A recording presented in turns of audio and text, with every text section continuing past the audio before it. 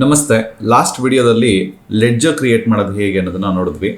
ಈ ವಿಡಿಯೋದಲ್ಲಿ ಆ ಸ್ಟಾಕ್ ಐಟಮ್ಸ್ನ ಕ್ರಿಯೇಟ್ ಮಾಡೋದು ಹೇಗೆ, ಆ ಸ್ಟಾಕ್ ಐಟಮ್ನ ಕ್ರಿಯೇಟ್ ಮಾಡಬೇಕಾದ್ರೆ ಯೂನಿಟ್ ಕ್ರಿಯೇಟ್ ಮಾಡಬೇಕಾಗತ್ತೆ, ನೀವು ಯಾವ ಮೆಥಡಲ್ಲಿ ಸೇಲ್ ಮಾಡ್ತೀರಾ ಅಂತ. ಎಕ್ಸಾಂಪಲ್ಗೆ ಯೂನಿಟ್ಸ್ ಹೇಳಬೇಕಾದ್ರೆ ನಂಬರ್ಸ್ ಆಗ್ಬೋದು, ಕೆ ಜಿ ಆಗ್ಬೋದು, ಲೀಟರ್ ಆಗ್ಬೋದು, ಇವನ್ನ ಯೂನಿಟ್ಸ್ ಅಂತ ಕರಿತೀವಿ. ಈಗ ಫಸ್ಟ್ ಯೂನಿಟ್ಸ್ ಕ್ರಿಯೇಟ್ ಮಾಡಿದಾದ್ಮೇಲೆ ಸ್ಟಾಕ್ ಐಟಮ್ನ ಕ್ರಿಯೇಟ್ ಮಾಡೋದು ಹೇಗೆ ಅನ್ನೋದನ್ನು ಈ ವಿಡಿಯೋದಲ್ಲಿ ನಾನು ನಿಮಗೆ ನೋಡಿಸ್ಕೊಡ್ತೇನೆ. ನಾನೀಗ ಗೇಟ್ವೇ ಆಫ್ ಟ್ಯಾಲಿ ಸ್ಕ್ರೀನಲ್ಲಿದ್ದೀನಿ. ಇಲ್ಲಿಂದ ಕ್ರಿಯೇಟ್ ಆಪ್ಷನ್ನ ಸೆಲೆಕ್ಟ್ ಮಾಡಿಕೊಂಡು ನಾನು ಯೂನಿಟ್ನ ಇಲ್ಲಿಂದ ಸೆಲೆಕ್ಟ್ ಮಾಡ್ಕೊತಾ ಇದ್ದೀನಿ. ಸೊ ಈಗ ಓಪನ್ ಆಗಿರೋಂಥ ಸ್ಕ್ರೀನ್ನ ನಾವು ಯೂನಿಟ್ ಕ್ರಿಯೇಷನ್ ಸ್ಕ್ರೀನ್ ಅಂತ ಕರಿತೀವಿ. ಫಸ್ಟಿಗೆ ನೀವು ಸಿಂಬಲ್ ಎಂಟರ್ ಮಾಡಬೇಕಾಗತ್ತೆ. ನಂಬರ್ಸ್ಗೆ NOS ಅಂತ ಸಿಂಬಲ್ ಕೊಡಬೇಕಾಗತ್ತೆ. ನೆಕ್ಸ್ಟು ಫಾರ್ಮಲ್ ನೇಮಲ್ಲಿ NUMBRS ಅಂತ ಕೊಡಬೇಕು. ಇಲ್ಲಿ ಯೂನಿಟ್ ಕ್ವಾಂಟಿಟಿ ಕೋಡ್ನ NOS ಅಂತ ಸರ್ಚ್ ಮಾಡಿದ್ರೆ ನಿಮಗೆ ಲೀಸ್ಟಲ್ಲಿ ಸೆಲೆಕ್ಟ್ ಆಗುತ್ತೆ. ಅದನ್ನು ಸೆಲೆಕ್ಟ್ ಮಾಡಿಕೊಂಡು ನಂಬರ್ ಆಫ್ ಡೆಸಿಮಲ್ ಪ್ಲೇಸಸ್ನ 0 ಕೊಟ್ಟು ಎಂಟರ್ ಮಾಡಿದ್ರೆ ಅಕ್ಸೆಪ್ಟ್ ಮಾಡಲಿಕ್ಕೆ ಸ್ಕ್ರೀನ್ ಕೇಳುತ್ತೆ. ನೀವು ಮತ್ತೆ ಎಂಟರ್ ಮಾಡಿದಾಗ ಇದು ಅಕ್ಸೆಪ್ಟ್ ಆಗುತ್ತೆ. ಇದು ಒನ್ ಟೈಮ್ ಆ್ಯಕ್ಟಿವಿಟಿ ಅಷ್ಟೇ. ಒಂದ್ಸರಿ ನೀವು ಯೂನಿಟ್ ಕ್ರಿಯೇಟ್ ಮಾಡಿದ್ಮೇಲೆ ಅಷ್ಟೇ ಸಾಕು. ವಾಪಸ್ಸು ಇಲ್ಲಿ ಕ್ವಿಟ್ ಅಂತ ಆಪ್ಷನ್ ಇದೆ. ಇದನ್ನು ಶಾರ್ಟ್ಕಟ್ ಕೀ ಆಗಿ ನಿಮ್ಮ ಕೀಬೋರ್ಡಲ್ಲಿ ಎಸ್ಕೇಪ್ ಕೀನ ಕೂಡ ಪ್ರೆಸ್ ಮಾಡ್ಬೋದು. ಇದೆಲ್ಲ ಆದಮೇಲೆ ಮತ್ತೆ ನಾನು ಗೇಟ್ವೇ ಆಫ್ ಟ್ಯಾಲಿ ಸ್ಕ್ರೀನಲ್ಲಿ ಇದ್ದೀನಿ. ಈಗ ಸ್ಟಾಕ್ ಐಟಮ್ನ ಕ್ರಿಯೇಟ್ ಮಾಡ್ತಿದ್ದೀನಿ. ಈಗ ಸ್ಟಾಕ್ ಐಟಮ್ ಕ್ರಿಯೇಟ್ ಮಾಡೋಕ್ಕಿಂತ ಮೊದಲು ನಿಮ್ಮದು ಪರೀಷಬಲ್ ಗೂಡ್ಸ್ ಇರೋದ್ರಿಂದ ನೀವು ಮೇಂಟೈನ್ ಇನ್ ಬ್ಯಾಚಸ್ ಅನ್ನೋದನ್ನು ಎನೇಬಲ್ ಮಾಡ್ಕೋಬೇಕಾಗತ್ತೆ. ಅದನ್ನು ಮಾಡ್ಕೊಳ್ಳೋದಕ್ಕೆ ಗೇಟ್ವೇ ಆಫ್ ಟ್ಯಾಲಿಯಲ್ಲಿ ಕಂಪನಿ ಅಂತ ಕ್ಲಿಕ್ ಮಾಡಿ ಇಲ್ಲಿ ಫೀಚರ್ಸ್ ಅಂತ ಸಿಗುತ್ತೆ. ನೀವು F11ನ ಕೂಡ ಶಾರ್ಟ್ಕಟ್ ಕೀಯಾಗಿ ಯೂಸ್ ಮಾಡ್ಬೋದು. ಇದನ್ನು ಓಪನ್ ಮಾಡ್ಕೊಳ್ಳಿ. ಕೆಲವೊಂದು ಸರಿ ಏನಾಗುತ್ತೆ, ಇಲ್ಲಿ ಇವೆರಡು ನೋ ಇದ್ದಾಗ ಈ ಥರ ಬರೀ ಒಂದು 6 ಫೀಚರ್ಸ್ ಮಾತ್ರ ಕಾಣಿಸ್ತಾ ಇರುತ್ತೆ. ನೀವು ಇಲ್ಲಿ ಮೋರ್ ಫೀಚರ್ಸ್ನ ಎನೇಬಲ್ ಮಾಡ್ಕೊಂಡಾಗ ಎಲ್ಲ ಟ್ಯಾಲಿಯಲ್ಲಿರೋಂಥ ಎಲ್ಲ ಫೀಚರ್ಸು ಕೂಡ ನಿಮಗೆ ಡಿಸ್ಪ್ಲೇ ಆಗುತ್ತೆ. ಸೊ ಇಲ್ಲಿ ಇನ್ವೆಂಟ್ರಿಗೆ ಬಂದರೆ ಇಲ್ಲಿ ಎನೇಬಲ್ ಬ್ಯಾಚಸ್, ಇನ್ ಕೇಸ್ ನಿಮ್ಮ ಸಿಸ್ಟಮಲ್ಲಿ ನೋ ಇದ್ದರೆ ಇದನ್ನು ಎಸ್ ಮಾಡ್ಕೊಳ್ಳಿ ಖಂಡಿತ. ಇಲ್ಲ ಅಂದರೆ ಮ್ಯಾನುಫ್ಯಾಕ್ಚರಿಂಗ್ ಡೇಟ್ ಮತ್ತು ಎಕ್ಸ್ಪೈರಿ ಡೇಟ್ನ ಸ್ಟಾಕ್ ಐಟಮ್ಗೆ ಕೊಡಲಿಕ್ಕಾಗಲ್ಲ. ಇವೆರಡು ಆಪ್ಷನ್ ಕೂಡ ಎಸ್ ಇರಬೇಕು. ಇವೆರಡನ್ನೂ ಕನ್ಫರ್ಮ್ ಮಾಡ್ಕೊಂಡಿದ್ದಾದಮೇಲೆ ಇಲ್ಲಿ ಎಕ್ಸೆಪ್ಟ್ ಅಂತ ಕ್ಲಿಕ್ ಮಾಡಿ ಸ್ಕ್ರೀನ್ ಅಕ್ಸೆಪ್ಟ್ ಆಗುತ್ತೆ. ಈಗ ಸ್ಟಾಕ್ ಐಟಮ್ನ ಕ್ರಿಯೇಟ್ ಮಾಡೋಣ. ಕ್ರಿಯೇಟ್ ಮೇಲೆ ಕ್ಲಿಕ್ ಮಾಡಿ ಸ್ಟಾಕ್ ಐಟಮ್ ಸೆಲೆಕ್ಟ್ ಮಾಡ್ಕೊಳ್ಳಿ. ಈ ಸ್ಕ್ರೀನ್ನ ನಾವು ಸ್ಟಾಕ್ ಐಟಮ್ ಕ್ರಿಯೇಷನ್ ಸ್ಕ್ರೀನ್ ಅಂತ ಕರಿತೀವಿ. ಸೊ ನಾನೀಗ ಪರ್ಚೇಸ್ ಮಾಡ್ತಿರೋ ಸ್ಟಾಕ್ ಐಟಮ್ ನನ್ನ ಇನ್ವಾಯ್ಸಲ್ಲಿದೆ. ನಮ್ಮ ಸಪ್ಲೈಯರ್ ಇನ್ವಾಯ್ಸ್ ಕೊಟ್ಟಿದ್ದಾರೆ.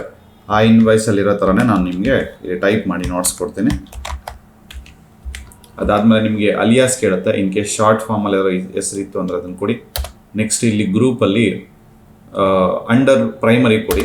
ಯೂನಿಟ್ಸಲ್ಲಿ ನಂಬರ್ ಸೆಲೆಕ್ಟ್ ಮಾಡ್ಕೊಳ್ಳಿ. ನಾವು ಕ್ರಿಯೇಟ್ ಮಾಡೋದಂಥ ಯೂನಿಟ್ಸು ನಂಬರ್ಸು ಸೆಲೆಕ್ಟ್ ಮಾಡ್ಕೊಳ್ಳಿ.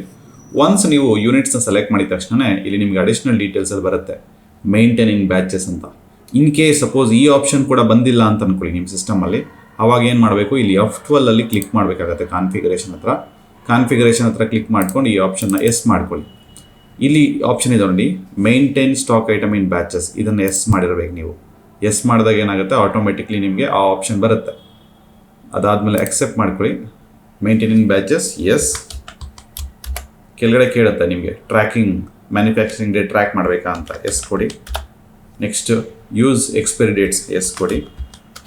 ಎಸ್ ಕೊಟ್ಟಿದ್ದಾದಮೇಲೆ ಇಲ್ಲಿ ಕೇಳುತ್ತೆ GST ಅಪ್ಲಿಕೇಬಲ್ ಅಂತ. ಹೌದು, ನಮ್ಮ ಪ್ರಾಡಕ್ಟ್ಗೆ GST ಅಪ್ಲಿಕೇಬಲ್ ಇದೆ. ಸೊ ಇಲ್ಲ ಅಂತಂದಾಗ ಏನು ಮಾಡಬೇಕಾಗುತ್ತೆ, ಇಲ್ಲಿ ನೀವು ನಾಟ್ ಅಪ್ಲಿಕೇಬಲ್ ಸೆಲೆಕ್ಟ್ ಮಾಡ್ಕೋಬೇಕಾಗತ್ತೆ. GST ಅಪ್ಲಿಕೇಬಲ್ ಇರೋದ್ರಿಂದ ಅಪ್ಲಿಕೇಬಲ್ಲು. ನಾನು ಇಲ್ಲೇ ಸ್ಪೆಸಿಫೈ ಮಾಡ್ತೀನಿ ಡೀಟೇಲ್ಸ್ನ. HSN ನಂಬರ್ ಕೇಳುತ್ತೆ. ಇದು ಕೂಡ ನಮಗೆ ಇನ್ವಾಯ್ಸಲ್ಲೇ ಇರೋದ್ರಿಂದ ಆ ನಂಬರ್ನೇ ಎಂಟರ್ ಮಾಡಿ. ನೆಕ್ಸ್ಟ್ GST ರೇಟ್ ಕೇಳುತ್ತೆ. ಯೂಸ್ ಸ್ಪೆಸಿಫೈ ಡೀಟೇಲ್ಸ್ ಹಿಯರ್ ಅಂತ ಕೊಡಿ. ಇದು ಟ್ಯಾಕ್ಸಬಲ್ಲು 18% ಇದೆ. ಆಮೇಲೆ ಟೈಪ್ ಆಫ್ ಸಪ್ಲೈಯಲ್ಲಿ ಗೂಡ್ಸ್ ಅಂತ ಸೆಲೆಕ್ಟ್ ಮಾಡ್ತೀವಿ. ಇಲ್ಲಿ ಕ್ವಾಂಟಿಟಿಯಲ್ಲಿ ಇನ್ ಕೇಸ್ ಓಪನಿಂಗ್ ಸ್ಟಾಕ್ ನಿಮ್ಗೆ ಆಲ್ರೆಡಿ ಇತ್ತು ಅಂತಂದರೆ ಕೊಡಬೇಕಾಗತ್ತೆ. ಇಲ್ಲ ಅಂದರೆ ಇದನ್ನು ಅಕ್ಸೆಪ್ಟ್ ಮಾಡ್ಕೊಳ್ಳಿ. ಇದನ್ನು ಅಕ್ಸೆಪ್ಟ್ ಮಾಡಿದ್ಮೇಲೆ ಐಟಮ್ ಕ್ರಿಯೇಷನ್ ಸಕ್ಸಸ್ಫುಲ್ ಆಯಿತು. ಎಗೇನ್ ಇದನ್ನು ನೀವು ಚೆಕ್ ಮಾಡಬೇಕು ಕರೆಕ್ಟಾಗಿ ಮಾಡಿದೇನಾ ಇಲ್ವಾ ಅಂತ ಅನ್ನೋದಕ್ಕೆ ಹೋಗಿ ಇಲ್ಲಿ ಕೂಡ ನೀವು ಚಾರ್ಟ್ ಆಫ್ ಅಕೌಂಟ್ ಅಂತ ಸರ್ಚ್ ಮಾಡಬೇಕಾಗತ್ತೆ. ಚಾರ್ಟ್ ಆಫ್ ಅಕೌಂಟ್ ಸರ್ಚ್ ಮಾಡಿದ್ಮೇಲೆ ಸೆಲೆಕ್ಟ್ ಮಾಡ್ಕೊಳ್ಳಿ. ಈಗ ನಾವು ಚೆಕ್ ಮಾಡಬೇಕಾಗಿರೋದು ಸ್ಟಾಕ್ ಐಟಮ್ನ ಸೆಲೆಕ್ಟ್ ಮಾಡ್ಕೊಂಡಾಗ ಇಲ್ಲಿ ನಿಮ್ಗೆ ಕಾಣಿಸಿದೆ ನೋಡಿ.